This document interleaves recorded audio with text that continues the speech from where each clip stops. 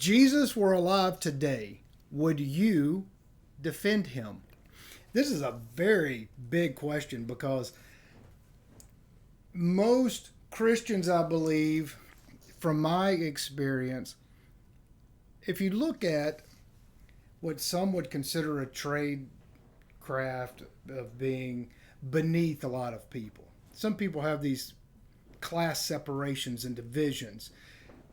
I find it very difficult that some of these Six Flags Over Jesus that I like to refer to, these massive mega churches that everybody's there for the social gathering primarily. At least that's the way it appears to me in many cases. Not all, but many. I find it difficult for a lot of those people who have never gotten their hands dirty and that typically frown on tradecraft, plumbers, electricians, carpenters. They may like them as a person and they may feel comfortable around them, but they still hold this, oh, I'm a little bit better than them because, I'm a doctor, an attorney, or I'm a white collar, whatever. I'm a salesman. I'm whatever you are.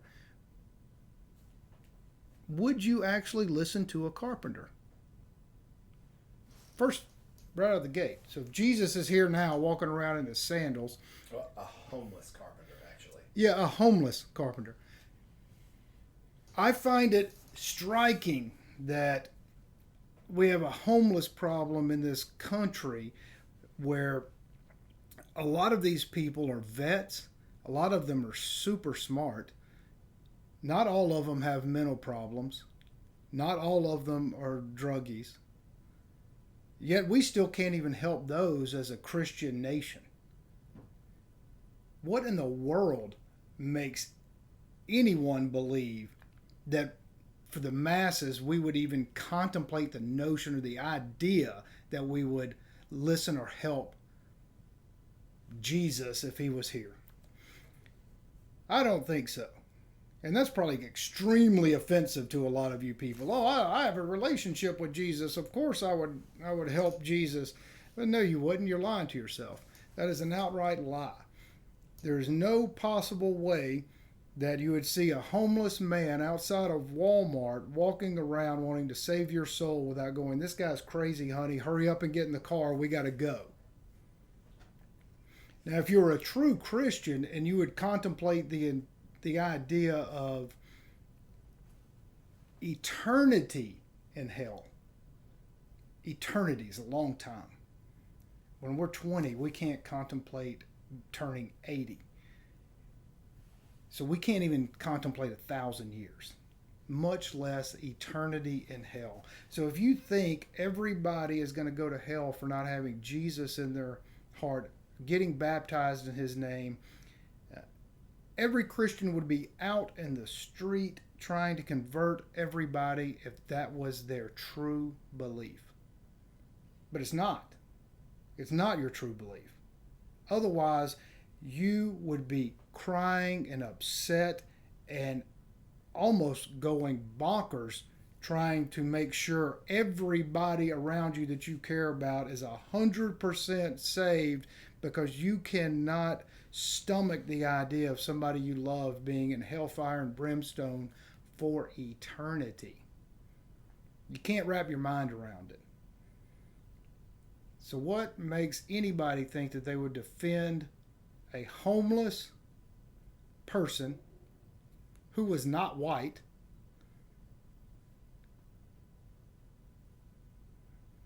You can't. It's an interesting point that you brought up. And I've thought about this conversation for a long time, not just because you brought it up today, but so let's be fair. For the Christian religion to work, Jesus allegedly had to die because he takes on the sins of all humanity within his death. However you wrap your head around that and make that okay in your head, that's up to you.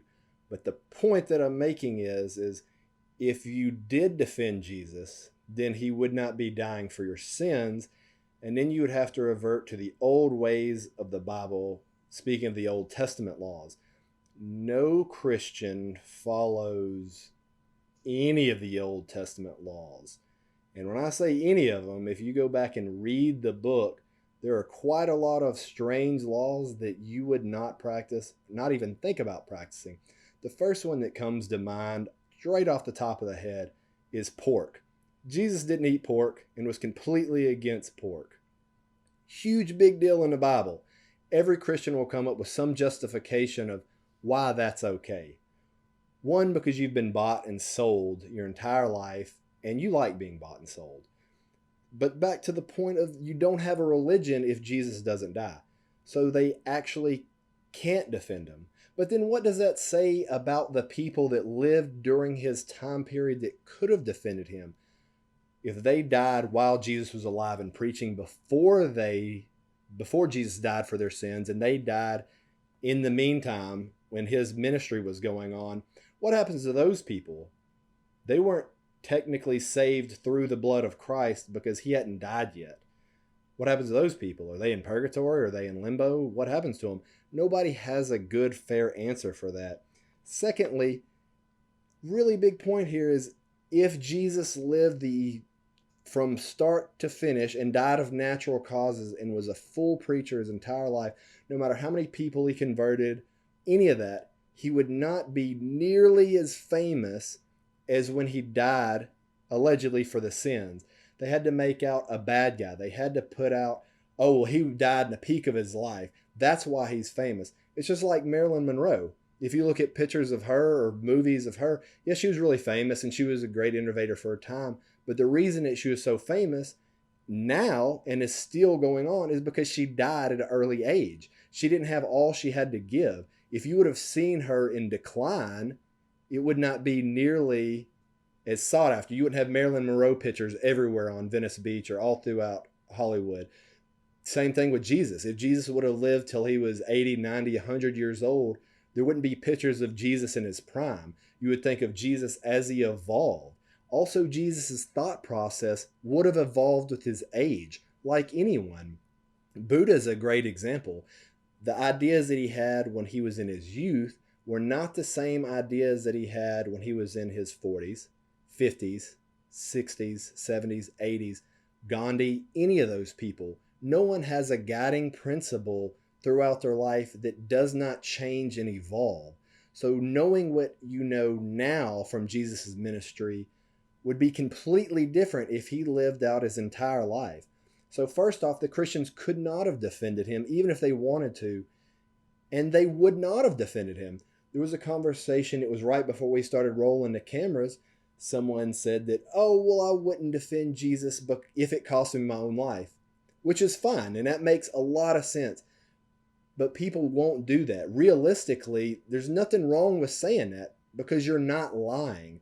People that say that they would do that are lying because, again, this was a homeless carpenter that walked around on barefoot or in sandals, had no home. He was a traveling minister with a group of other unwashed men. And again, they weren't white guys. They were traveling through the Middle East. They were traveling what amounts to a war zone. When you go back and actually look at the time period of the Bible, it is not the world that we live in today. You would be going through war-stricken Afghanistan or Saudi Arabia or not Saudi Arabia, but any of the Middle East when basically the United States was bombing them ad nauseum. That's what the time period would have looked like. It's a completely different time period. So when you know it's a war zone, you definitely are not going to stand up and put your neck out on the line because you know there's a greater probability of dying. And they were talking about Rome. People think, oh, well, he was crucified. That was some kind of unique punishment. And they wear this cross. That's an ancient torture device that Romans used for centuries. Go back to Spartacus. Spartacus was crucified and all of his followers from all the way back to Rome, 1 per mile or something like that. But that's what Romans did. They crucified people. That was just part of their everyday punishment. It wasn't some unique thing. So when you wear this cross around your neck, you think you're supporting this Jesus person, but that was just a common form of punishment. That's how Romans dealt with everybody.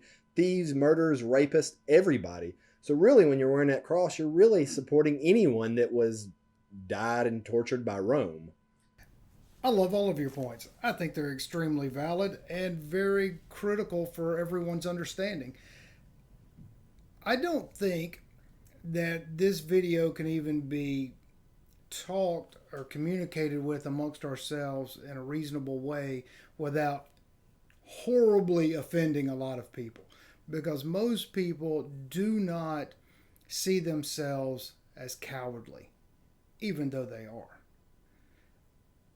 Most men, oh, me man, me tough. Oh, I'm so tough. I can beat up everybody. Most men like to tell themselves that. Most men today will not and have not even defended the psychological damage of just the simple act of mask wearing. And we're talking about their own children, the psychological ploys that have been perpetrated on kids. Not even defending that. And you would like to think that, oh, we would come up and support our Jesus. No, you sure wouldn't. We can't even as a people come together to explore ideas and talk without getting so aggravated, so divided, that credible, legitimate scientists on one side of an argument and others on the other side, we can't even allow open and honest debate amongst them in order to bull up and figure out the truth for ourselves so we can have informed consent for all of our decisions in what has happened over the past few years. We don't even allow that. We don't even stand up for things that are against censorship and against listening to all sides of a view to get to the truth. If we can't even stand up for the right for credible minds experienced in particular fields of expertise to express themselves openly, to attempt to discover the truth, if we can't even defend that, we're definitely not going to defend a homeless person walking around talking about saving your soul. No chance in hell. And that is just a fact. The world is full of cowards.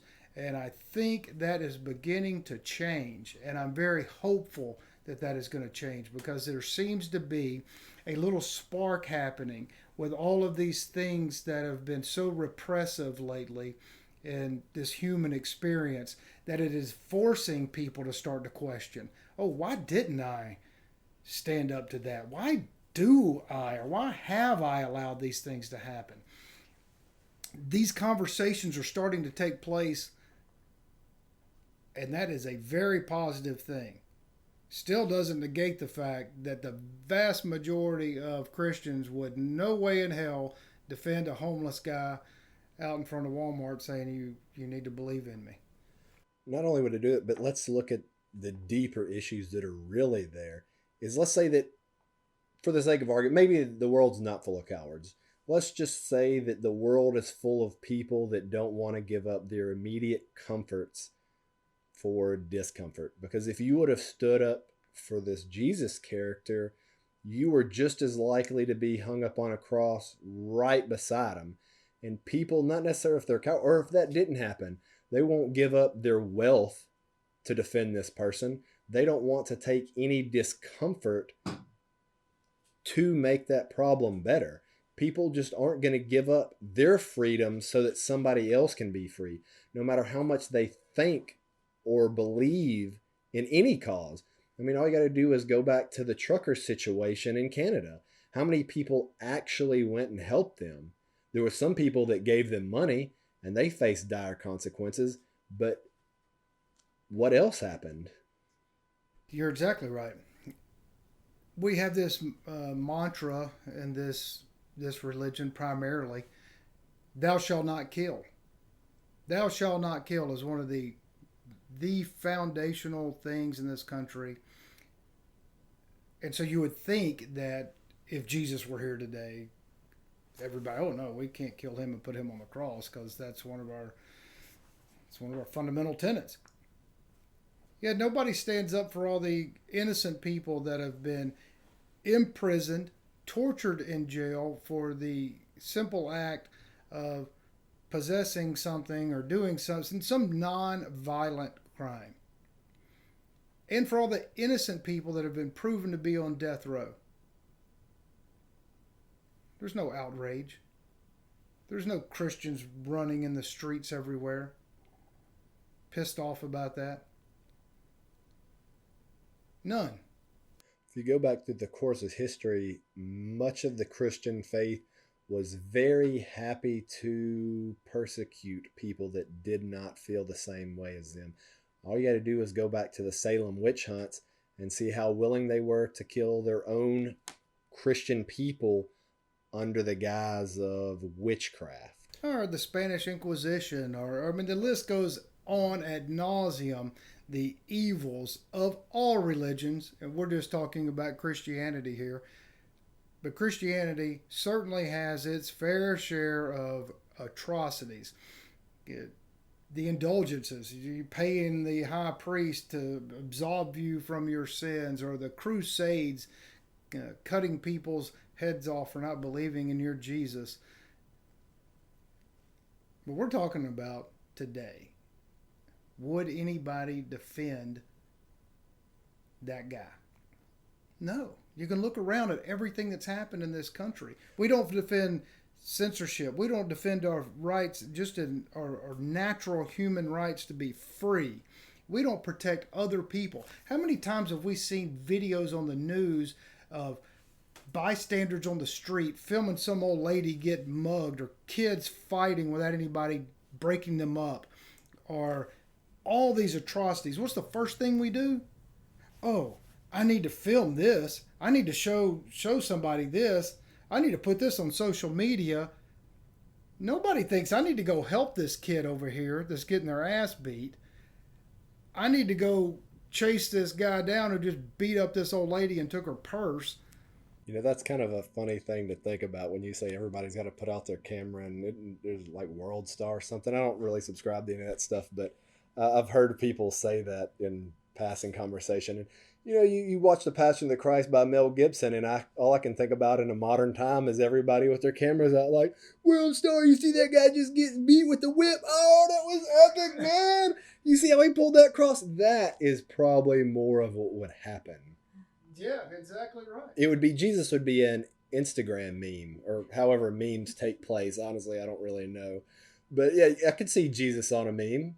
Yeah, for sure. It'd be just another joke. It would be one of the hundreds of thousands of instances where somebody saw someone getting abused and they recorded it just to put on some social media post that got lost in all of the other junk that is being thrown around.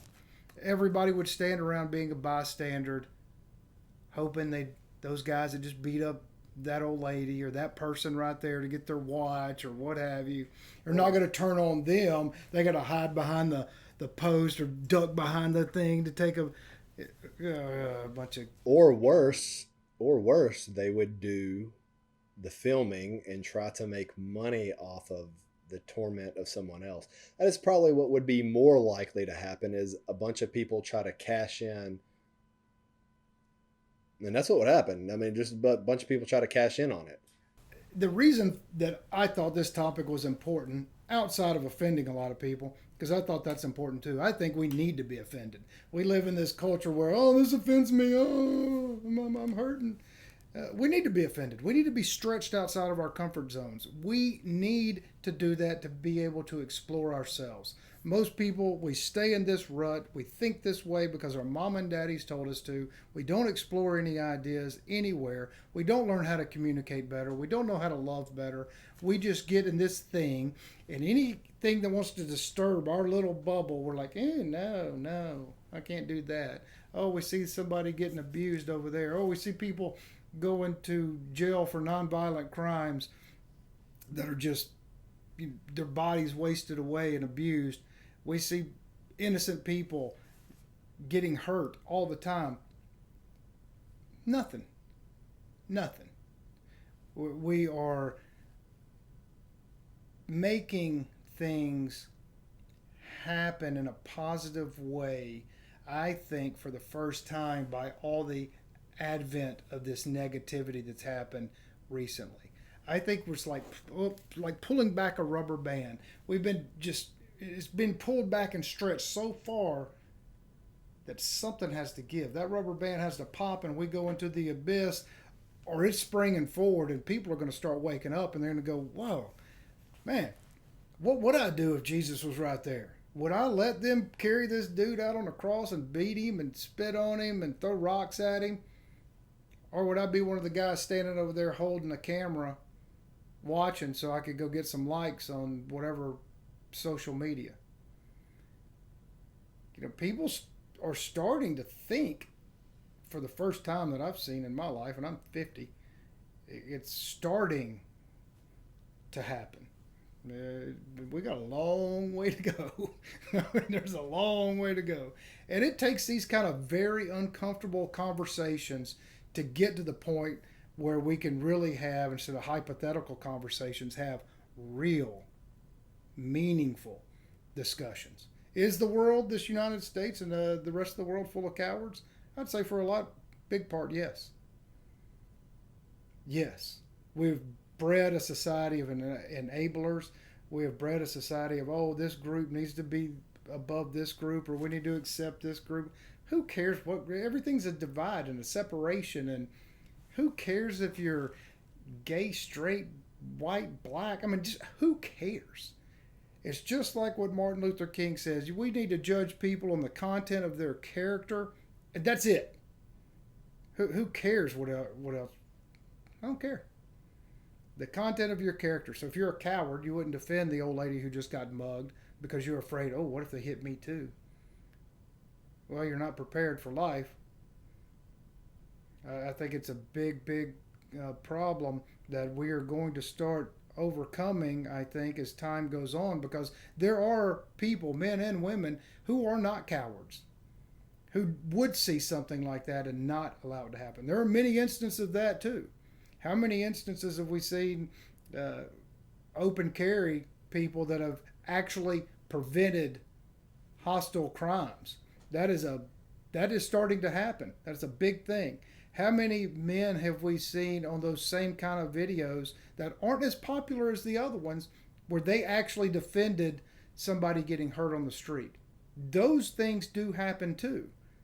But we don't talk about that so much. We just like to talk about all the other times where people get abused. And I think your not coward point is interesting, because I've heard really throughout the course of my life is, so Jesus was allegedly turned in by one of his followers, Judas, and he was turned in for silver pieces.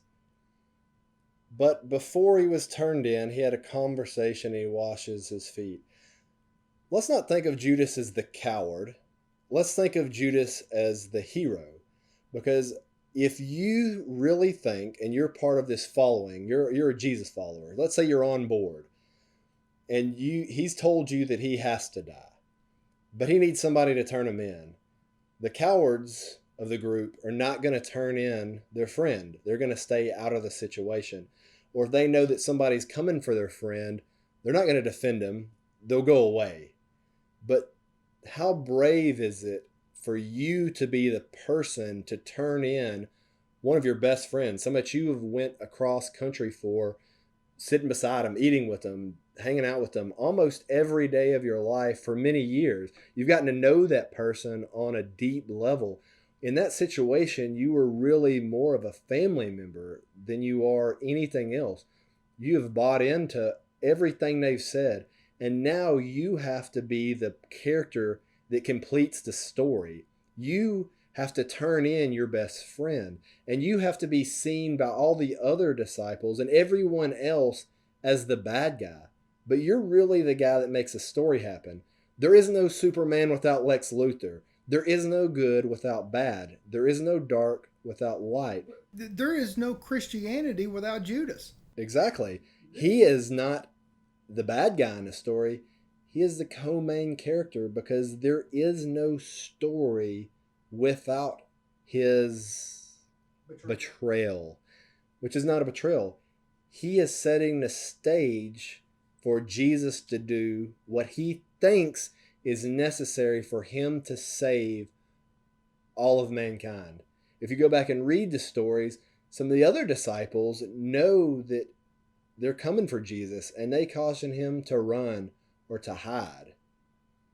Not Judas. Judas has to turn him in. And then he's got to live with that for the rest of his life. Well, of course, he couldn't live with it and had to kill himself. But think about you living with turning in your friend because he thinks that that is the only way to save mankind. Like, he thinks that he is saving mankind. Well, it's a pretty ballsy move, and he does have to do that in order for all people to be saved and for Jesus to fulfill that thing. You're right. We're talking about cowards. That is not a cowardly act.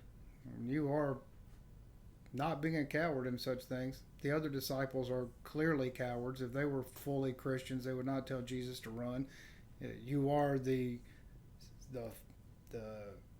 all of it. You're the God. You know, whatever religion inside of Christianity or denomination. Some of them think Jesus and God are the same. Some think they're part of the the Trinity and whatever. But he's still a part of it. He's in the inner circle, if you will, if not the circle. And why would you tell him to run? You didn't buy into his story then. You better go hide. The Romans are coming. Better go hide. Let's go be cowards. You don't believe in the crap that you've been professing to believe in. You don't believe your Jesus over there is the Son of God, the all-powerful.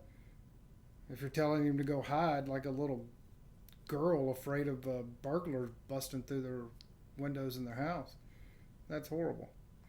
Anyway, the world is full of cowards. I think we're changing that one conversation at a time. And this is a very offensive video to probably a lot of people. So good. I hope it was uncomfortable for you, because that is what makes us grow as humans. It's what makes us find more understanding. It's what helps us deliver ourselves from ourselves. Is to learn how to examine things for what they are, whether we agree or disagree. It's the only way for us to grow, is to have good, clear, honest discussions, bulling up the truth. I think that was a great ending statement. And if anybody out there that disagrees with us and has stayed on this long, well, congratulations, because you've just done something very uncomfortable and you're ready to seize the day and take on more activities that are uncomfortable and grow as a person. So you can see us on all the alternatives. Again, there's too many to mention. I hope you enjoyed the video and have a good day.